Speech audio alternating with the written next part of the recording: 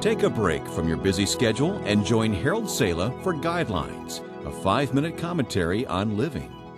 Francois Mitterrand, the late president of France, was an intellectual and an atheist.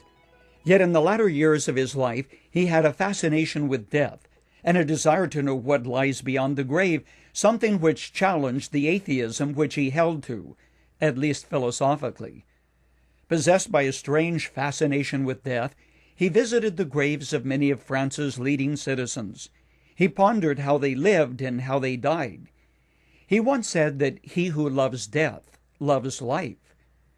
When Mitterrand, late in life, was diagnosed with cancer of the prostate, and the reality of death began to stare him in the face, his atheism began to be challenged by the reality of life.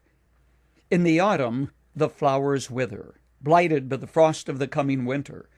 Eventually they die and the bulbs remain dormant. But in the spring, new life comes forth. Now that fact was not lost on Mitterrand, who saw in nature a cycle which is unbroken. Because time itself is not absolute. It can only be measured in terms of change, which is why a person says, "I am so many years old," meaning, I have had so many birthdays since I came into this world.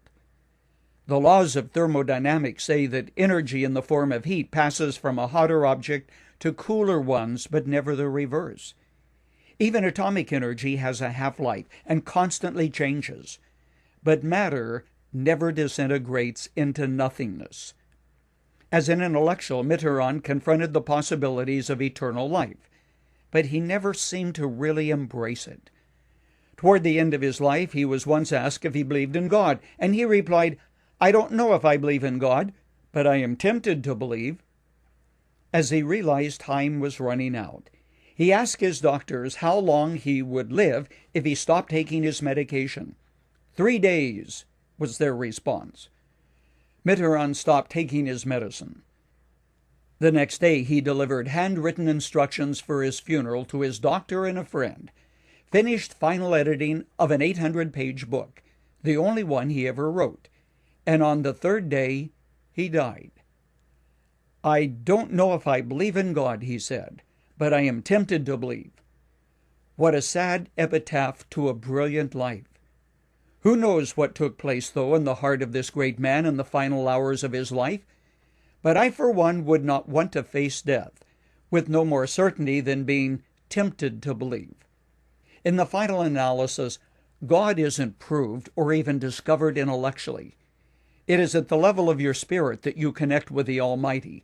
The New Testament says so clearly that he who comes to God must believe that he exists and that he rewards those who seek him. Can you know God with certainty? Paul wrote, "I know whom I have believed, and I am convinced that he is able to guard what I have entrusted to him for that day." Millions of searching men and women have found the same answer, the one that Paul had, and they have died with the certainty there is a God, and he sent his Son to bring us into peace with himself. Now the question, what lies on the other side of death, will never be answered by rationalism, philosophy, or mysticism. The answer, though, is found in the Bible. The answer to the searching heart is there for the discovery and finding. Friend, don't be tempted to believe. Just believe. As the song put it so long ago, only believe, only believe. All things are possible. Only believe. When you believe God and take him at his word, you will find truth.